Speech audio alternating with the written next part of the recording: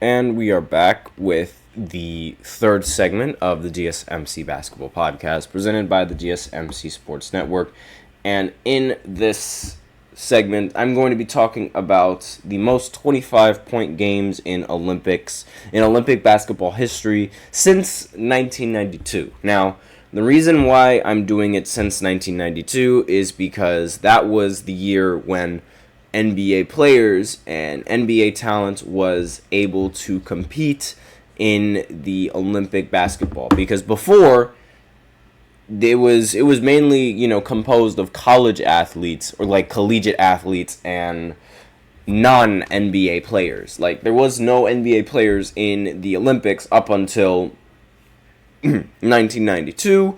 The Dream Team, in case you guys have no idea what that team was, it was composed of NBA players for the first time ever, and for that year they completely destroyed the Olympic competition. Michael Jordan, Scottie Pippen, Charles Barkley, John Stockton, just to name a few. Larry Bird, Magic as well. But those guys were around towards, the ends of their careers. Meanwhile, Scottie Pippen and Michael Jordan were just entering their prime, and they just came off of winning 2 championships as well. You can watch it in the Last Dance documentary. It's a very popular team, but these are the players that ended up getting the most 25-point games in Olympics since that time period. Now, there's going to be a lot of NBA players. There's also going to be, some players that you just have no idea who they are, or probably don't have any idea who they are. So the first player I'm sure everyone here knows who he is Kevin Durant. He is 5th on this list. He has 7 25-point games in the Olympics, and these are as of right now. They played in 2024 games as of August 6th. So that's just, up until this date. So, because this is subject to change if Kevin Durant just goes off against Serbia. But right now, he is in the top 5 with 7 25-point games. And, he is the best scorer for men and women's, period. He is the best Olympic scorer in the entire United States basketball history. He has more 25-point games than Kobe. He has more 25-point games than LeBron. He has more 25-point games than Kyrie, just to name a few. And, Michael Jordan, but he only played in the Olympics for that 1992, as well as, I believe, when he was a collegiate athlete. So, not really that much 25-point games coming in from MJ. But, and also, he has more 25-point games than Carmelo Anthony, I believe. And for being on this list, again, it's the longevity that he has in playing Olympic basketball is much greater than most of the athletes in the NBA. There aren't that many NBA athletes that play multiple years in the Olympics. It's usually about, I want to say maybe at least two most of the time. It's 2, at least. And I say that because, most of the time, I remember watching LeBron. He was on Team USA. Aside from the 2 times that he won the gold, he was also there when he was, a really young rookie. But I don't really count that year because, that year so many other rookies were selected for the team because a lot of United States players ended up dropping out due to the paranoia of traveling over to another country after the days of September 11th. It's all in the documentary, so I'm just talking about the things that were talked about in the documentary. It's all in it's called the Redeem Team. It's on Netflix, and the biggest reason why there were so many people that withdrew from the Olympics back then was because of there was a fear of terrorism. That's what it said on the Netflix documentary. That's not what I said. That's what it says on the Netflix thing. So. But continuing with this list, now we move on to 3 players. 3 players. They have scored 25 points 8 times in their Olympic career. The player that's on this list, it might surprise you, Patty Mills. Yes, Patty Mills, an Olympic legend. He is tied for the second most 25-point games since 1992 in Olympic basketball history. He is a phenomenal athlete. And I mean, he's just a great basketball player. And in the Olympics, like he is the perfect example of an NBA role player that is only a role player because that's what teams want him to be.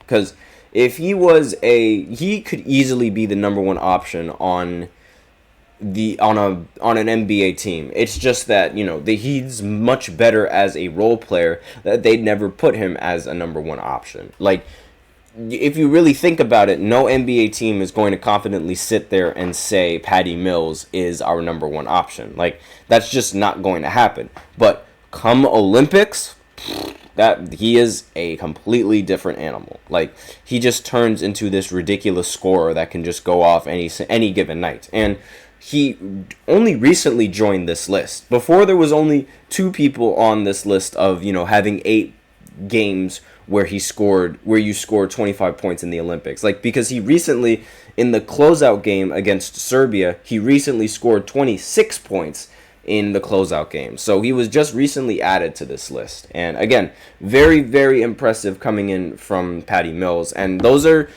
the only 2 players that were currently playing in these Olympics that made this list. Kevin Durant and Patty Mills. Now, the next player that has 8 is Pau Gasol. Again, one of the more famous Olympic athletes, as well as, an NBA star as well. But, like, before his career in the NBA, he was more famous playing for the Spanish national team and playing overseas, along with playing with his brother Marc Gasol on the Spanish team. Like, this is what they were known for. Like, before Pau Gasol won the 2 championships with Kobe, this is what they were known for. And his, one of the biggest highlights of his career, his Olympic career, was the fact that he ended up playing against Kobe Bryant and the United States Redeem Team in 2008. Now, the game, it wasn't, I don't know if I should say it was, competitive, but it was mainly known because Kobe he elbowed Pau Gasol when he was running into Pau Gasol, which is, it's kind of ridiculous, but again, it is Kobe, so, people don't really talk about how crazy that was, because that was Kobe's teammate at the time. But this is just Kobe. Like, if you're not playing to win, then what are you playing for? But yeah, Pau Gasol, arguably one of the best Olympic athletes, period. And if his NBA career isn't going to get him into the Hall of Fame, it's definitely his Olympic performance that will. Next player on this list got a lot of... He wasn't really that known up until LeBron broke the scoring record in the NBA. Oscar Schmidt. Now, for those of you who don't know who Oscar Schmidt is, he is an overseas Brazilian player who has scored the most points in basketball, period. International play, international league play, Olympic basketball play, he has the most points ever. He scored more than LeBron, which was the biggest reason why people were talking about him once LeBron passed Kareem Abdul-Jabbar, because, as I like to say every single day, LeBron is easily one of the most hated players in the NBA for absolutely no reason, just because he is so good at basketball. In fact, he is hated on so much that once he broke the NBA's leading scoring record, then all of a sudden, out of nowhere, people start talking about Oscar Schmidt. And people start asking, is LeBron going to pass Oscar Schmidt? And, like, I was appalled. You have no idea. I was so baffled because he played way before my time, by the way. Like, this is a player that played way before LeBron, played way before... Well, he didn't play way before MJ because he was playing while MJ was playing. But this is before my time. So hearing about this guy baffled me because up until this point, I had never heard of him at all. It was always, Kareem's record. It was always breaking Kareem and how Kareem was the most unbreakable record. Then all of a sudden, when someone breaks this record, this man shows up and is like, nope, I actually have the most points in basketball, period. Which astounded me because I didn't believe that it was true, and I thought it was someone that people made up. But it wasn't. Because, but again, it's ridiculous because he he only shows up when LeBron breaks Kareem's scoring record. But before that, dead silence. No one was talking about him. But I digress. He also has 8 25-point games in the Olympics since 92. And now, the final player on this list, Andrew Gaze. He is a player for the Australian team. And, Lil Fettuccini is in the chat, and he's asking what countries are going to play for gold. We still have to find out exactly, like, where the standings are for the tournament. Like, let me actually hold on just one second. I might as well go ahead and show you this amazing graphic that I have. I love showing this graphic just because it looks fantastic. But this is sort of how the tournament standings are looking right now. So you have Germany playing against France, and then you have Serbia playing against the United States. These games are going to happen tomorrow, and the conclusion of those games is going to ultimately decide who's playing for gold and who's playing for third place. But I think the United States and France are going to end up playing for gold, but Germany could easily beat the French national team. But I think the French having home court advantage is going to propel them into winning in this next game. So those are the countries, and this is how it's set up right now. But I think it's the United States and France that are going to be fighting for gold. But that's just me. And again, Andrew Gaze,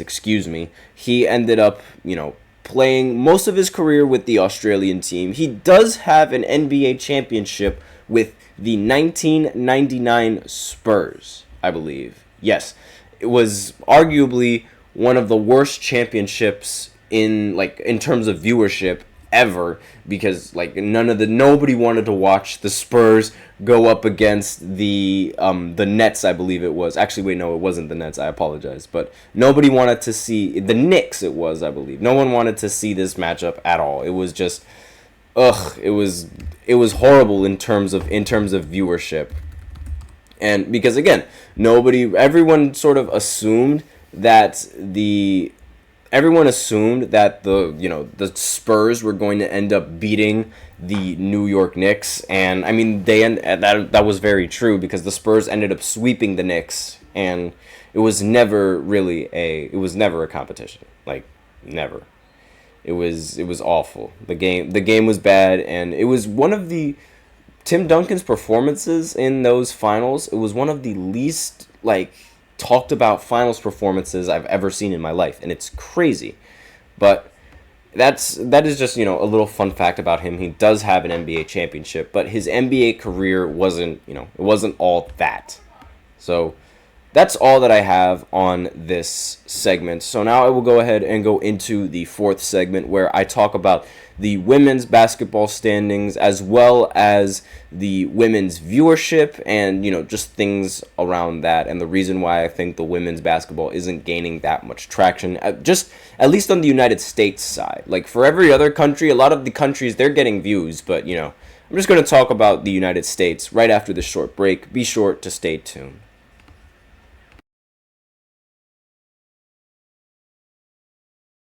For the best and latest podcasts available anywhere, go to the podcast app on your cell phone and type in GSMC to access free content-rich podcasts on health and wellness, book reviews, sports, entertainment, relationships, social media, movies, technology, finance, and even weird news. Subscribe and download the GSMC Podcast Network's family of shows, available everywhere podcasts are found.